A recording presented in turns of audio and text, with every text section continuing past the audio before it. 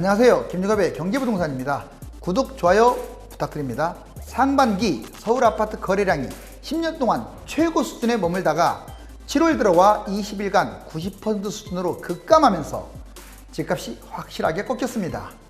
5억 미만 아파트는 버티기에 들어갈 수 있지만 대부분 아파트는 거래 실종에 매수자가 발길을 끊으면서 상승폭이 줄어들 것으로 보이고 추가 대책이 이어진다면 다음 달부터 마이너스로 전환될 수도 있습니다. 용광로처럼 끝없이 치솟던 집값이 갑자기 급냉한 것은 파격적인 7.10 대책과 그거보다도 향후 부동산 추가 정책이 계속 강력하다는 것을 예고했기 때문입니다. 달러와 금, 은, 유가 모두 상승 중이지만 주가는 약보합 상태입니다. 집값 확실하게 꺾인 모양새인데 이제부터 어떻게 대처해야 할까요? 끝까지 시청 바랍니다. 7월 부동산 90% 거래 실종 폭탄 돌리기 끝났어요. 이제는 폭탄의 상투를 잡은 거예요. 매수하신 분들 여기 보세요. 꽁꽁 얼어붙은 애 도시 전체가 빙하기에 돌입했습니다. 자, 서울시 7월 거래 실종 대략 서울시가 2,524건 정말 7월달 20일까지 거래량이에요. 자, 그 전에 거의 3, 4천이 넘어가다가 이거 보세요. 확 줄었죠. 거의 80% 급감했습니다. 강남 3구는요 177건으로 90%나 급감했어요. 특히 강남의 거래가 급감한 것은 의미가 있어요. 왜? 집값 하락의 신호탄이거든요. 강동구 99건으로 80% 급감, 노원구 258건. 자, 노원구가 특히 거래량이 많았었는데 여기도 역시 80% 급감. 강서구 258건으로 75% 급감. 도봉구도 엄청나게 거래가 활발했던 곳이거든요. 197건으로 75% 급감. 이건 지금 뭘 얘기하느냐? 서울시 7월 거래 실종은 이건 정부가 추가 대책에 대한 시그널만 제대로 준다면 이제 8월, 9월은 집값 하락이 유력하다는 뜻이에요. 예외가 없었거든요. 자, 이거 아주 중요합니다, 오늘. 자, 여러분 봤던 자료지만 좀 달라요. 잘 보세요. 자, 그동안에 어떤 대책이, 종합대책이 나올 때마다 크게 치솟다가 쭉 내려왔잖아요. 마이너스까지 가죠. 이때는 아직은 플러스에 이게 0이니까 설령 0 위에서 논다고 할지라도 매도 효과는 다 사라져요. 지금 그렇게 가고 있습니다, 실제로. 우리 동네는 아직도 안 꺾였어요. 그래요. 아직은 매물이 버티게 할 거예요, 아직은. 그런데 지금 아까 제가 거래량 보여드렸잖아요. 저 정도 거래량 실종되면요. 자, 얼마 전에 2019년 12.16 대책 이후 또는 2018년 9.13 대책 이후에 꺾이듯이 그렇게 일단 가고 볼 거예요. 보자고요. 자, 이렇게 꺾였다가 2018년 9.13 대책도 나오고 확 갑자기 꺾여서 마이너스로 돌아섰죠. 이게 설령 플러스 상태, 이게 상승률이 축소되는 거고 여기는 마이너스로 전환되는 건데 상승률이 축소되는 시점에 매수를 해도 적어도 실거래가보다 더 낮게 잡을 수가 있어요. 매도 호가에 지금 잡는 사람들은 봉입니다. 진짜 조심하세요. 이제는 5억 미만 나홀로 아파트들 막 치고 가고 있는데 그거 잡으면 위험해요. 자, 그럼 여기 보세요. 이제 12.16 대책도 비슷하게 갔는데, 자, 원래 6.17 대책이 CR이 먹히지 않으면서 계속 올라갔어요. 오히려 내성이 강해지면서 7.10 대책도 솔직히 제 입장에서는 내막을 뜯어다보면 신통치 않는데 차원이 다르다면 17년, 18년, 19년 이거 대책 다 합친 것보다 7.10 대책이 더 세요. 제 입장에서는 아직도 멀었는데 그래도 강력한 건 맞아요. 왜? 임대주택 폐지시킨 게 어딥니까? 그리고 종부세 강화시켰고, 자, 거래세도 강화시켰다. 이건 파격적인 거예요. 다만 아직 폐가 많아요. 그 폐를 알기 때문에 거래 실종이 된 거예요. 자, 지금 여러분들이 이제 A에 매수를 할 거냐? 현재 약간 꺾였어요. 이렇게 약간. 우리 동네는 안 꺾였는데 뭔 말합니까? 제발 그런 댓글 달지 마세요. 저 거짓말하는 거 아니에요. 이것도 정말 현장감 있는 대책입니다. 그 거래량만큼 확실한 데이터는 없어요. 자, 여러분 동네는 안 꺾였을지 몰라도 실제로 지금 뭐라 그럴까? 급냉한 상태는 맞아요. 매물이 내려가는 건 맞습니다. 자, A에서 잡을 것이냐 아니면 B는 이제 0 밑으로 갈 가능성이 커요. 그 다음에는 정부한테 달렸어요. 집값 하락 의지가 있다면 C로 갈 것이고 몇 년 동안 다시 또 세금이나 받아 먹으려고 하는 받아 먹으려고 하는 그런 생각이라면 또 올라가겠죠. 자, 매수 타이밍 보세요. A 2010년 가을 이때 잡아도 불과 얼마 전에 잡았던 것보다 싸게 잡을 거예요. 2010년 가을에. 뭐 모든 아파트가 다 그렇다는 건 아니에요. 어떤 지역은 또 올라갈 수도 있어요. 서울이 됐든 경기가 됐든 지방이 됐든. 근데 대부분을 말합니다. 대부분을. 자, A는 좀 권하고 싶지 않네요. 이제는. 자, B는 이제 마이너스로 일단 완전히 돌아서는 올 가을 정도나 빠르면 올 가을 정도 될 것으로 보이는데, 자, 이때 이미 꺾였다는 것은 매도 효과가 거쳐서 설령 플러스에서 놀더라도 마이너스나 다름없는 거예요. 실질적으로. 왜? 매도 효과에서 잡는 게 아니라 실거래가보다 싸게 잡는 거니까.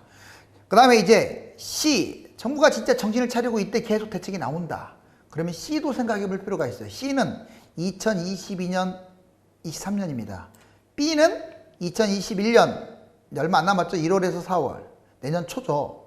이때 잡을 것이냐, C에 잡을 것이냐, 이 두 가지를 판단해야 하는데, 이것은 이제 정부 정책을 보면서 판단하자고요. 적어도 A는 아닌 것 같아요. A를 하더라도 당장 지금보다는 한 달, 두 달 좀 지켜왔으면 좋겠어요.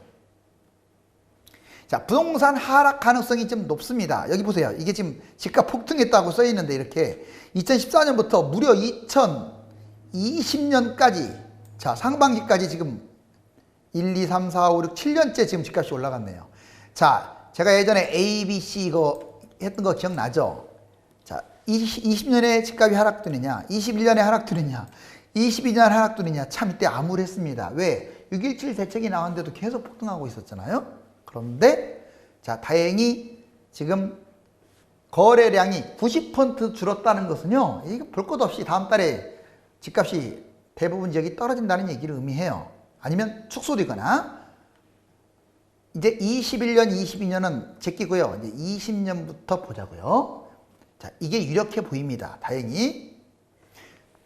자, 이것은 A, 자, A 때는 관망하라고 분명히 써 있죠.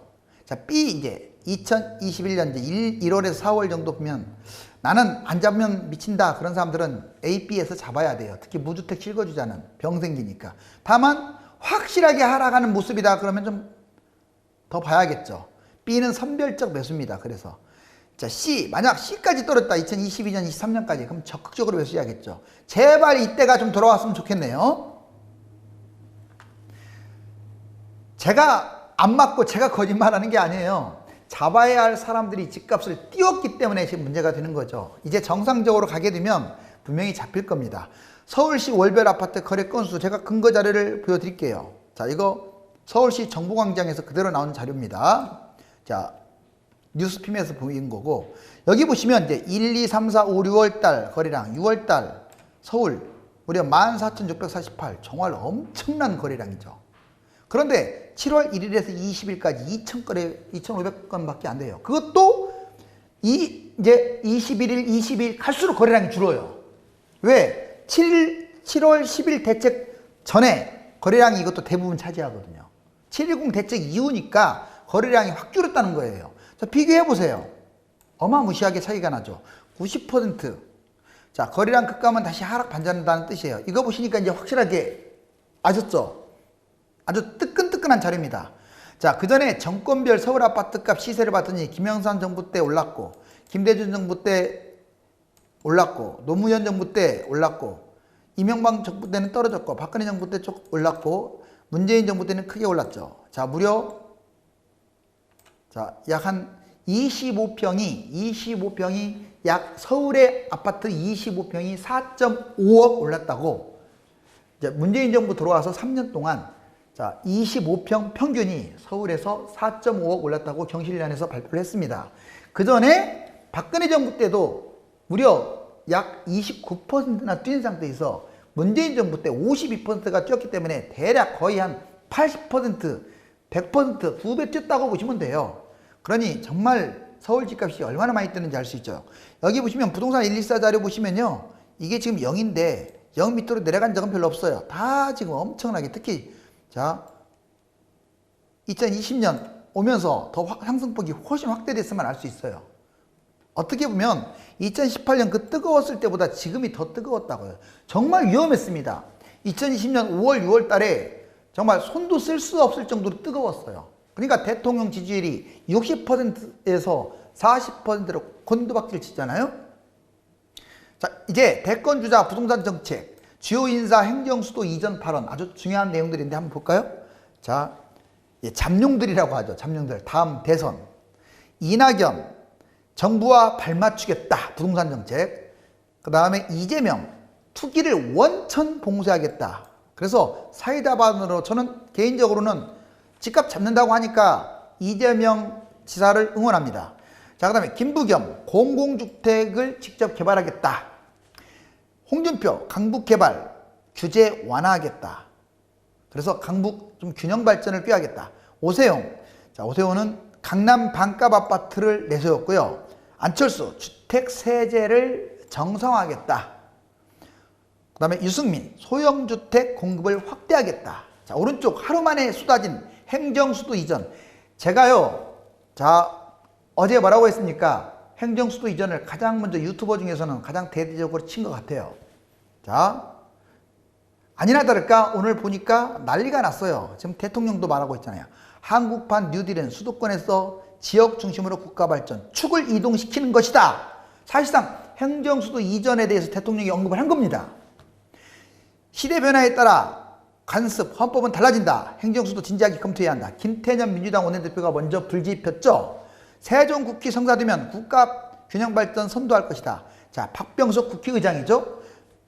헌재가 행정수도 이전을 관습 헌법 논리로 막은 게 16년 전이다. 특별법으로 해결해야 한다. 이낙연 의원이죠. 국토를 균형 있게 발전시키는 걸 고민해야 한다. 김부겸 전 의원이고, 수도권 집중은 문제의 근원이다. 행정수도 이전은 바람직하다. 이재명 경기지사고요. 행정수도 이전 국회가 입법적으로 해결해야 한다. 김경수 경남지사고요. 서울공화국 청산만이 대한민국 유일한 살길이다. 김두관 의원입니다. 이 행정수도 이전은 장점도 있고 단점도 있기 때문에 이 부분에 대해서는 정말 심각한 논의가 필요합니다. 청와대, 국회, 세종시, 청와대하고 국회가 이전하면요, 이제 뭐 검찰청, 뭐 법원 다 이전하겠죠. 자, 이게 세종시로 이전했을 때 찬반, 이전 찬성이 53.9%, 이전 반대가 34.3%.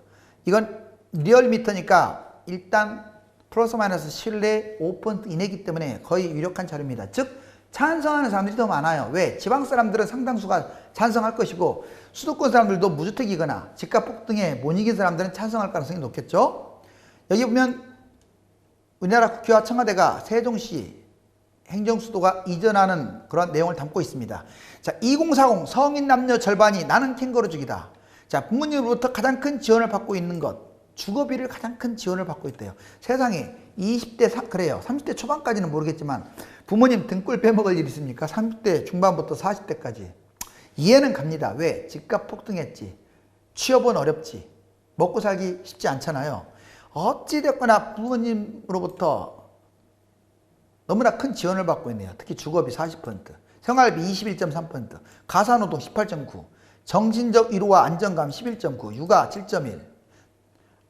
빨리 여러분들 부모님 곁을 떠나세요. 아무리 힘들더라도 부모님에게 낳아주셨는데 길러주신 민폐까지 끼치면 안 되죠. 지역별 주택 매매 가격 월간 증감률, 수도권이 제일 높았어요. 자, 월간 0.64, 지금 6월달까지 나와 있죠. 6월달에 꼭지 찍었죠. 서울 0.53, 그 다음에 5대 광역시 0.37, 기타 지방 0.2 이렇게 폭등했어요. 완전히 꺾였잖아요. 이게 지금 꺾이고 있는 거라고요. 밑으로. 자, 연도별 상반기 주택 거래량, 이 상반기 20년 상반기 주택 거래량이 62.1로 여기 보세요. 자, 통계치 06년이니까 무려 15년 전 한 번도 62.1을 넘겨본 적이 없죠. 최대치네요. 즉, 자, 서울 여러분들 상반기 주택 거래량이요, 이번 2020년이 가장 많았다고요. 얼마나 집값이 뜨거웠는지 무서웠는지 알 수 있겠죠. 이걸 7월 달에 꺾었다는 것은 대단한 겁니다. 뭐 앞으로도 뛰든 어쨌든 간에 떨어지든 간에, 자, 정말 엄청나게 뜨거웠어요. 절망스러울 정도로 무주택자들이. 서울 아파트 매매 거래 건수 왜 이렇게 많았느냐? 참지 못한 30대 역시 영향이 큽니다. 여기 보세요. 30대가 역시 치고 갑니다. 자, 이건 30대만 욕할 게 못해요. 솔직히 말씀드리면 당국자 탓이죠. 자, 30대 그리고 거래 건수가 무려 어마무시하죠. 자, 10,000 단위가 넘어갔습니다. 주택 보유에 대한 과세 보완. 제가 예전에 이제 94억 원, 뭐 100억 원 그 최대 종부세 있잖아요. 종부세 6% 상승은 20명밖에 안 된다고 했어요. 그래서 특히 여기에 관심을 가져야 돼요. 자, 12억도 그렇나요? 한 20억부터 거의 이제 94억 원. 이 사이를 넓혀야 돼요. 이 사이를. 왜? 여기를 확 강화시켜야 합니다. 자, 아파트, 소형 아파트 너다채 갖고 있으면 대략 한 50억 미만 정도 되거든요. 그런 사람들 세율 1.4에서 1.6이 뭡니까? 자, 그리고 50억에서 94억, 2.0에서 2.2가 뭐예요? 장난하는 것도 아니고. 자, 또 개정한 거 보자고요. 이제 표준기간. 자, 1.8에서 3.6. 많이 올린 것 같지만 이것 갖고도 안 돼요. 2.5에서 5.0. 왜 이게 나는 적다고 생각하냐면 이게 다주택자 이제 기준으로 잡는다고요. 뭐 1주택자들이야 그렇다지만 다주택자들은 문제가 되는 게 여러분들 양도 차익, 예를 들어서 내가 20억을 벌었다. 그럼 지금 양도세 개정 헌법으로 간다면 3주택이 된다면 최대 72%를 내뱉어야 돼요, 여러분들. 자, 쉽게 말해서 3억을 벌면 거의 2억 넘게 세금이 나가는 거예요. 근데 종부세는 달라요. 내가 30억을 벌었어요. 그럼 아까 그 논리라면 20억을 토해내야 하는데 20억은 커녕요. 내가 말씀드릴까요?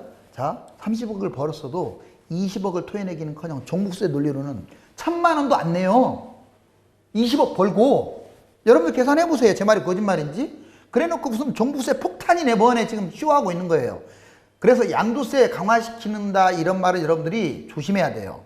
자, 종부세가 너무 낮아요. 특히 다주택자들 말하는 거 1주택자 말하는 거 아닙니다.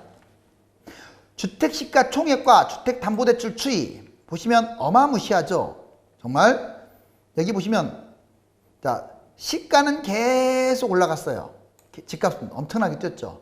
담보대출은 여기 보세요. 노란 거. 자, 계속 떨어지고 있네요. 그러니 집값 엄청나게 이게 뭔 말을 하려고 하느냐면 이 그래프는 자, 이자가 별로 안 되다 보니까 빚을 많이 지을수록 집값이 계속 올라가지고 불로소득을 많이 챙겼다 이거예요. 집값 보통 뛰었습니까? 빚 안 낸 사람이 바보다 그런 뜻이에요. 앞으로는 그런 일이 없어야죠. 집값을 못 잡고 집값을 띄우면 이런 현상이 벌어지겠죠. 자, 지금 캥거루들이 쭉 이렇게 이게 꽁꽁 얼어붙은 남극 땅에서 완전히 지금 뛰어놀고 있네요. 바로 집값이 지금 이 상황, 캥거루가 아니라 펭귄이죠. 죄송해요. 이 펭귄들의 상황이 되어버린 사람들, 바로 그게 다주택자들입니다. 부동산의 기싸움인데 무주택자들의 불안감이 극에 달하면서 매수러시가 이어지다가 지속적인 대책이 나올 것으로 예상되어 거래량이 뚝 끊겼습니다. 이제 언제 가격이 하락세로 접어드느냐 시간만 남은 상태이고 정부가 과연 집값 하락을 확실하게 이끌기 위해서 추가 대책을 쓰느냐가 관건입니다. 감사합니다.